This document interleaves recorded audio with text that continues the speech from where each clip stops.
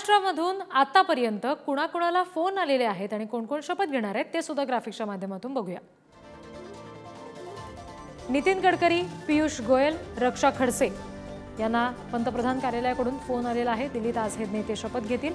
रामदास आठवले, प्रतापराव जाधव यांना सुद्धा फोन आलेला आहे, जे महाराष्ट्रातले आहेत आणि केंद्रीय मंत्रिमंडळामध्ये आता त्यांना स्थान मिळणार आहे।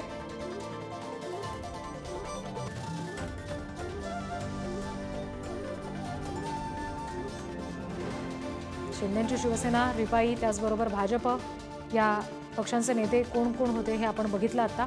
अजित पवारांच्या राष्ट्रवादीला मात्र अजूनही प्रतीक्षा आहे। प्रफुल्ल पटेल यांचं नाव प्रचंड आघाडीवर या बाबतीत, मात्र अजूनही यातलं चित्र अजूनही स्पष्ट व्हायचंय।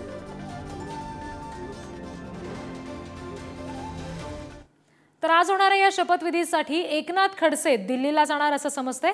एकनाथ खडसे यांच्या सून रक्षा खडसे मंत्रिपदाची शपथ घेत आहेत आणि त्याच पार्श्वभूमीवर एकनाथ खडसे दिल्लीला जात आहेत असं समजतंय। नुकतेच पुढारी न्यूजची रक्षा खडसेंनी जो संवाद साधला, त्यांनी जी प्रतिक्रिया दिली ती आपण बघितली आणि आता एकनाथ खडसे यांच्या सून आहेत रक्षा खडसे, त्यामुळे त्यांचा शपथविधी आज होत असताना एकनाथ खडसे सुद्धा तिथे उपस्थित असतील शपथविधीसाठी। ते दिल्लीला जात आहेत असं समजतंय।